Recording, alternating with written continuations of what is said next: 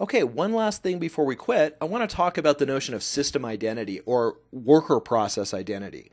Every worker process at ASP.NET runs under default account by default. In Windows 2000 or below, you run under a local account called ASP.NET. That gets created when you install ASP.NET.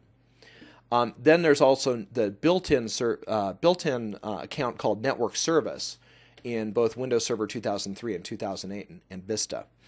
And these accounts, they're low privilege by default, but Network Service in particular, a lot of operating system services run under that logon session.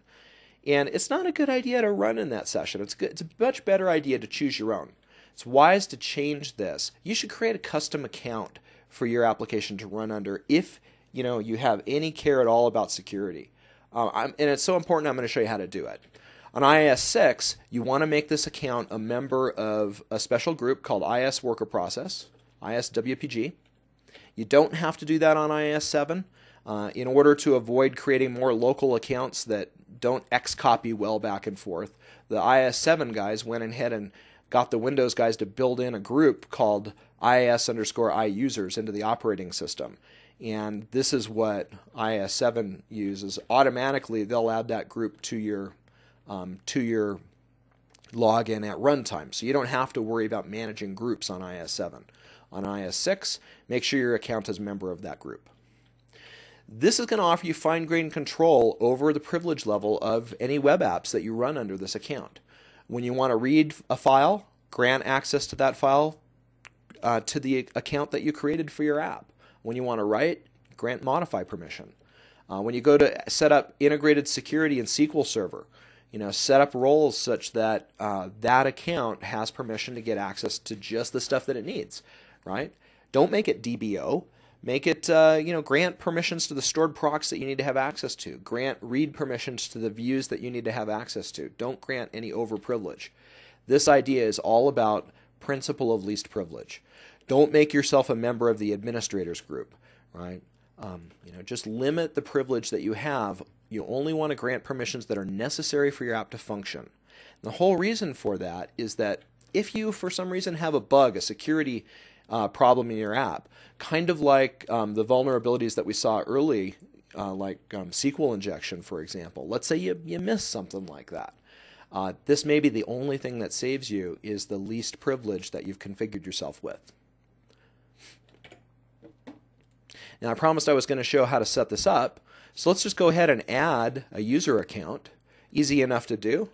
You can do this through the UI. I just prefer to do it on the command line. Net user, I don't know, let's call it foo. You call it whatever you want. Call your account whatever you like. I'm adding a local account called foo. I'm going to give it a really good password, a good random password. Hopefully you can come up with something better than that. I strongly suggest you use a very long, complicated password. No human needs to type this in all the time. You're just going to configure it once. Obviously, you need to write it down and put it somewhere safe, but make it long. All right. Once we've created the account, go ahead and copy that password because we'll need it. Now we can bring up IIS, and what we're going to do is create our own application pool.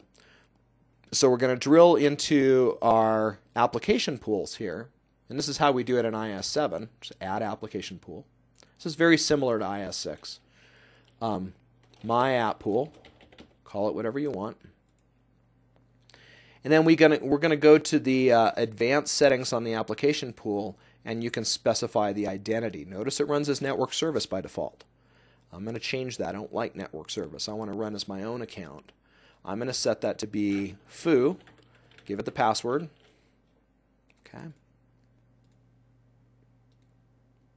And now what I can do is I can go and assign any applications that I want. Let's say my roles application. I can go and get the, the basic settings for that, I think. Yeah, I can go and get it from there, and I can change the application pool to put it in my app pool. So now, any code that's running under the roles demo will run using the foo account. And that's the account that I'll grant access to the database. That's the account I'll grant access to access control lists in the file system, so on and so forth. All right, so here's the same thing on IS6. We're going to do the same thing. There's one small difference. We're going to say net user foo. Let's add the same user. Give it a good password, good, nice, big, random password. Add that. Yeah, I don't care that the password's longer than 14 characters. That's a good thing. I'm going to go ahead and copy that password. Same thing we did last time. And let's see. I want to say net local group, IS under WPG. I need to add it to that group. That's the difference on IS6. Need to add them to that group. Okay, once that's done, go ahead and fire up IIS, and we'll go ahead and create an application pool, just like you saw before in IS7. So go into our application pool, create a new app pool. We'll call this My App Pool, whatever you like. I can just copy the default app pool settings if I want to. And then under properties for the application pool, I can set up the identity. And instead of using network service, which I don't like, I'm going to set up, here's my password, here's my account as foo. I'm going to say OK, re-enter the password. All right. And now I can go into once again, any virtual directory. And from here, I go to the properties for my virtual directory, my application, and I can choose the application pool to be my application pool. Okay, now you can see which applications are underneath that pool by drilling into it there. So this is how you do it on IS6. It's critical that you create your own custom account for your web applications. I strongly recommend it. You'll sleep better at night.